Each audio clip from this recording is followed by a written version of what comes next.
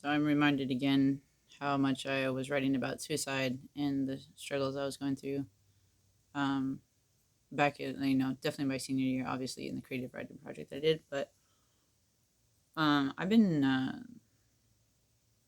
obsessed with suicide since I was in first grade, probably. I first wished for non existence um, probably by preschool. Um, and yeah, so it's something I struggle with still in the sense that I still have the ideation, but I no longer have the urge to act. But the urge to act was still coming back during the beginning of this whole mess, at least as far as the US was concerned. We didn't really go into a theoretical panic until March. But I thought everything had been solved as far as me and my suicide urges and everything and attempts because of a ceremony I had done on New Year's.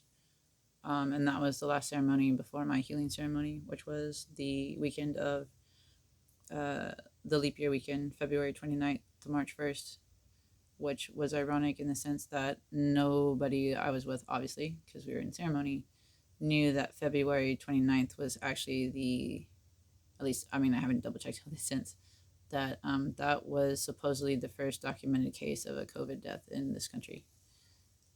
So when we went in, none of us knew that when we came out, we weren't going to see each other for a long time. And yeah, there's a lot to that too. But, anyways, I imagine that this is what people think right before they do whatever that they end up doing. But I know that this was in my head all the time. I constantly looked at things in the natural world and tried to imagine how I could make it into an accident or look like an accident when I knew what I was trying to do. Because I didn't want people to feel bad.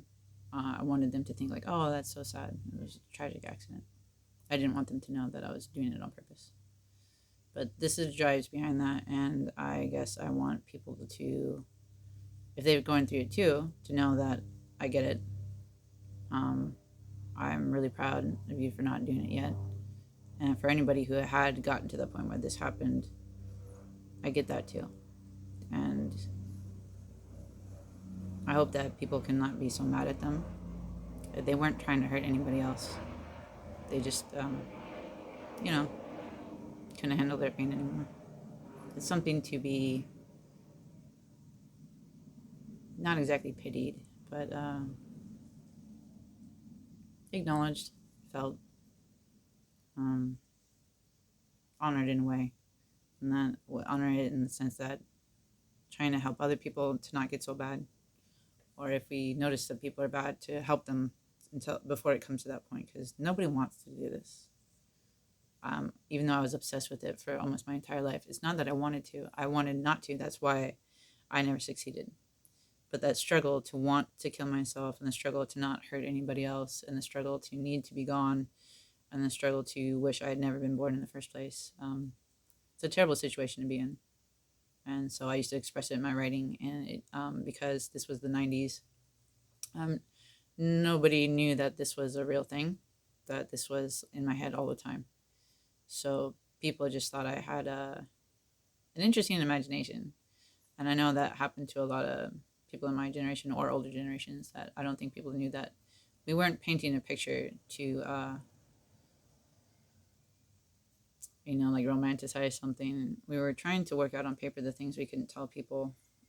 So I hope that, when I finally get around to reading this, that there's like a little bit more awareness around there. Or, I mean, I know there's a lot of awareness already, but just, wow, yep, ice cream man. Can't make this shit up. Okay, so yeah, this is called I Give Up. I'm distressed. I'm depressed. I despair. I don't care. I hate. I commiserate. I'm disappointed. I'm disjointed. I'm soul searching. In my drunken lurching, I wield the knife. I surrender life. I'm sorry for those who have. And I hope that the others that are of you out there that are thinking of it, you can maybe instead of wield the knife, you can surrender the knife and you can wield life.